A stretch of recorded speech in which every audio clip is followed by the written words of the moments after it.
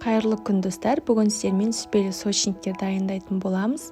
Каналыма тіркелмеген болсаңыз тіркеле кетіңіз, және де маңызды жерлерін жіберіп алмас үшін видеоның соңына дейін қараңыз. Ең алдымен қамырын дайындап аламыз. Ол үшін електен өткізілген ұнымызға ас содасы мен тұзды және құмшекерді қосып, жақсылап бір араластырып аламыз. Одан соң қатып тұрған сары майымызды ұнның үстіне салып, жақсылап араластырамыз. Май толығымен осы ұнмен араласуы керек.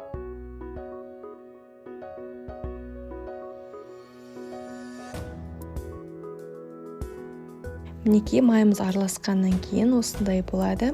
Және осының үстіне ванилин немесе ванильді құмшекер саламыз. Және бір жұмыртқамызды жарып қосып, одан кейін қаймағымызды саламыз. Және де барлығын жақсылап араластырып, қамыр илейміз.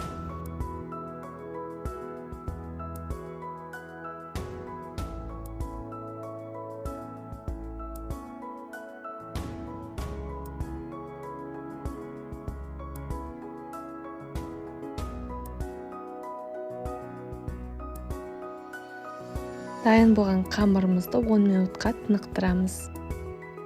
Енді салмамызды дайындаймыз. Ол үшін сүзбе қажет болады. Менде үйдің сүзбесі болғандықтан осындай түйіртпегі көп, сондықтан мен есіп алдым.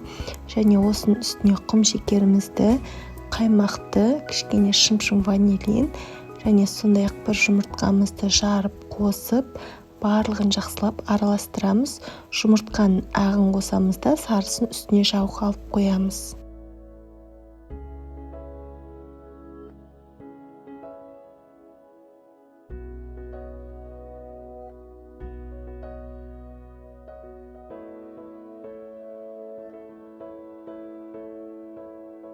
Ең соңынан 2 ас қасық ұн қостым. Егер де сіздің сүзбелеріңіз сұйық болып жатса, бұдан да көбірек қосуға болады. Яғни бізде қоюлау массасы болу керек.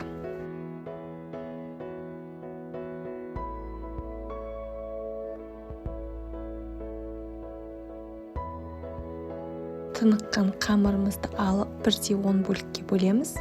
1 шығу үшін таразымен өлшеп бөлген дұрыс. Сол кезде барлығы да 1 шығатын болады. Мен 65 граммнан бөлдім, және де осы бөлген бөлігімізді дөңгелектеп аламыз.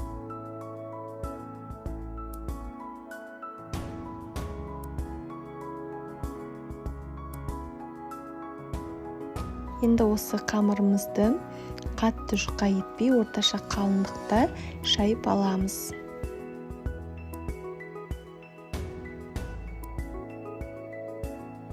Жайғаннан кейін дөңгелек формамен кесіп алуға болады, немесе осылай жан-жағын тегістей салуға да болады.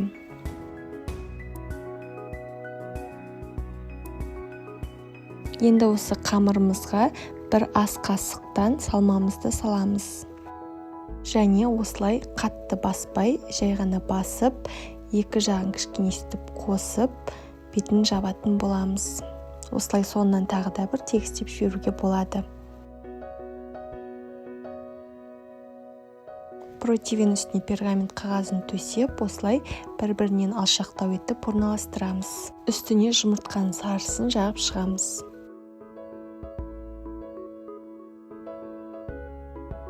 Қызып тұрған 200 градус пеште 20 минуттай пісіріп аламыз. Әркімнің газы әртүрлі болатындықтан қызарғанға дейін пісіреміз. Біздің сочниктарымыз пісіп суыды.